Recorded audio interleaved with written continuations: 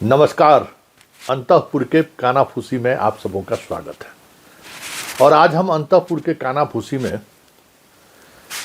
किस तरीके से इन दिनों खास खास ऐसे लोगों को चिन्हित करके दरकिनार किया जा रहा है जो कभी अंतःपुर के खासम खास हुआ करते थे। समय समय की बात है और हर शासन व्यवस्था पर में अगर गौर करिएगा, चाहे वो राजतंत्र हो चाहे लोकतंत्र हो, एक समय के बाद याद है धीरेन्द्र ब्रह्मचारी जी इंदिरा गांधी के कितने प्रिय हुआ करते थे। और उस धीरेन्द्र ब्रह्मचारी जी के इंदिरा गांधी के जाने के बाद क्या हश्र हुआ। कभी पूरी सत्ता धीरेन्द्र ब्रह्मचारी की मुट्ठी में, कहते हैं लोग कि इंदिरा गांधी को अगर कुछ कहवाना रहता था तो धीरेन्द्र ब्रह्मचारी के माध्यम से लोग कहते थे। लेकिन समय और सत्ता का ये अपना एक मिजाज है, एक कैरेक्टर है कि चीज़ें बदलती रहती हैं। सत्ता भले स्थिर है, उस कुर्सी पर भले लोग बदलते रहते हैं, लेकिन उसका मिजाज, उसका चरित्र हमेशा एक जैसा रहता है। तो इन दिनों ज़बरदस्त कानाफूसी चल रहा है, क्योंकि बिहार के दिनों में जो चुनाव हुआ है, उस चुनाव के बाद लोगों को चिन्हित किया जा रहा है कि बादशाह के प्रति किसने गिरफ्तारी की है, किसने बादशाह को कमज़ोर करने की कोशिश की है। चुन चुन कर उसको निशाना पर लिया जाएगा, चुन चुन कर बदला लिया जाएगा। ऐसे लोगों को बाहर का रास्ता दिखा देना है, चाहे वो कितना भी रसूख वाला आदमी क्यों ना हो। लेकिन हो क्या रहा है भाई, और ये जो कुछ भी हो रहा है ना, लग रहा है जैसे इतिहास दोहरा रहा है। मुगल बादशाह के समय को गौर करिए, इंदिरा गांधी की तो हमने चर्चा की है। अंग्रेज के ज़माने में तो बहुत सारी चीज़ें, कानाफूसी का स्कोप बड़ा कम होता था, वहाँ तो हुकूम के गुलाम हम लोग होते थे। लेकिन मुग़ल काल से लेके रामायण महाभारत में भी इस तरीके की परिस्थिति कई मौके पर आपको देखने को मिला होगा कि जो राजा के वफादार होते हैं ना, उसके वफादारी से जो आसपास के राजा के आसपास रहने वाले जो लोग होते हैं, दरबारी सब, महामंत्री सब, वो बड़ा जलनशील होता है, जलनखोर होता है। और पूरी व्यवस्था, राजतंत्र हो चाहे लोकतंत्र हो, राजा के आसपास रहने वाले लोगों को, मतलब उसका टीआरपी अगर किसी का बढ़ा ना, तो बाकी जितने लोग हैं वो सब उसके खिलाफ पड़ जाते हैं। अगर राजा सुबह सुबह उठकर किसी की तारीफ कर दी, अरे भाई इसके काम का जोरा नहीं है, समझ जाइए कि उसका 10 गो दुश्मन पैदा ले लिया अब दरबार में।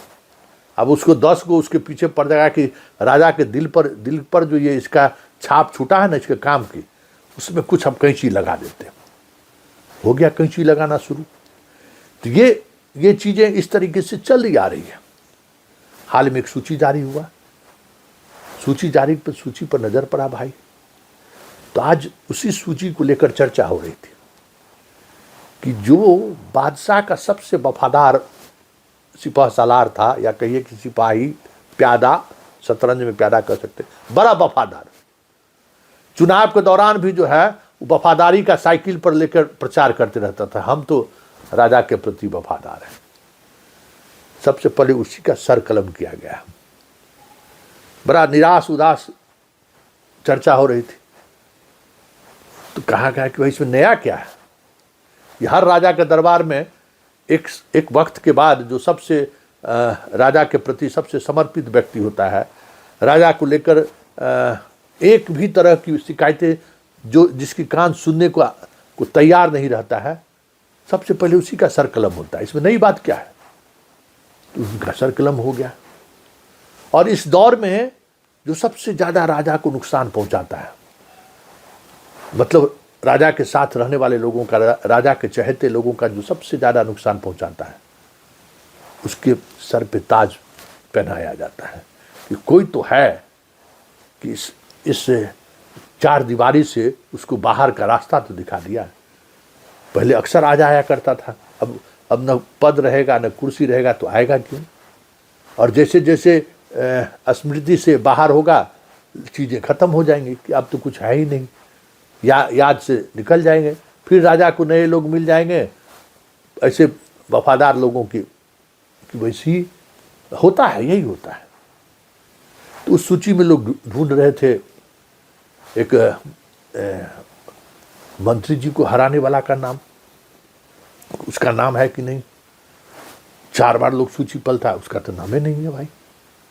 सबसे ज़्यादा अगर किसी ने सीधे तौर पर पार्टी के खिलाफ काम किया हो या राजा बादशाह के सबसे प्यारे छोटू को अगर सर कलम करने वाला जो व्यक्ति है वो आज भी राजमहल के करिंदों के सबसे भरोसेमंद लोग हैं। उस सूची में तो उसका कहीं नाम ही नहीं है। सब लोग हैरान थे कि आखिर हो क्या रहा है, कहीं कोई दूर दूर तक नाम नहीं है भाई। तो उनको समझाया गया कि देखिए यही सत्ता का चरित्र होता है। यहाँ कोई ना अपना होता है ना पराया होता है। समय के साथ चीज़ें बदलती रहती हैं और बादशाह को न कान होता है, न आँख होता है, न नाक होता है, न जुबान होता है। सब कुछ दूसरे के द्वारा जो चीज़ें कही जा रहती है, जो बोली जाती है, जो देखी जाती है, जो सुनी जाती है, वही राजा सुनते भी हैं, देखते भी हैं और बोलते भी हैं। ये कोई नई बात सत्ता का चरित्र थोड़ी है, ये सत्ता का हमेशा चरित्र रहा है। इसलिए जो वफादार थे अब साथ उनका छूटता जा रहा है और जो जिन्होंने खंजर घोंका उनको गुलाब का फूल बरसाया जा रहा है। एगो इसी तरीके से बड़ा हाँ निर्दल था बेचारा, निर्दलो जीता था। कहा ना ना ना ना, हम तो भाई इस कुर्सी के नहीं, इस व्यक्ति के वफादार हैं। इस बार सब मिल के, जैसे अभिमन्यु का वध हुआ चक्रव्यूह में, ठीक उसी तरीके से चक्रव्यूह में उसका वध किया गया। अब वो किस पर गदा चलावे? सामने भीम, एक तरफ सामने नकुल, एक तरफ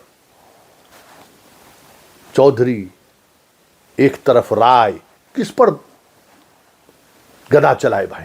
सामने देख रहा है कि भाई इसके चुनाव में तो हमने अपनी पूरी ताकत लगा दी थी, पैसा तक पानी की तरह बहाया था। आज ये भी इस चक्रव्यूह में हमें वध करने के लिए खड़ा है। अरे ये तो इस आदमी को तो सत्ता के गलियारे तक पहुंचाने में हमारी तो बड़ी भूमिका थी। अरे आज मेरे वध करने की साजिश में ये लगा हुआ है। बचा ले इस अभिमन्यु को, बचा ले इस अभिमन्यु को। लेकिन जिससे वो याचना कर रहा था कि हमें बचा ले, उस याचक को पहले से पता था कि अब हमें कोई बचाने वाला नहीं है। लेकिन सामने वाले को इस बात का मलाल जरूर है कि हमारी नैया वहां जाकर डूबी जहां पानी बहुत ही कम था। काश हमें पता रहता कि भीम से लेके, दुबे जी से लेके, वर्मा जी से लेके शर्मा जी सब हमारे खिलाफ में हैं, तो हमारी नैया तो उस जगह नहीं डूबती जहां मेरी नैया डूब गई है। चलिए, कानाफूसी में फिलहाल इतना ही। और आप समझ लीजिए कि सत्ता का चरित्र, बादशाह, हम बार बार कहते हैं कि बादशाह का न कान होता है, न आँख होता है, न नाक होता है, न जुबान होता है, या किसी न किसी के सहारे ये सारी चीज़ें चलती हैं।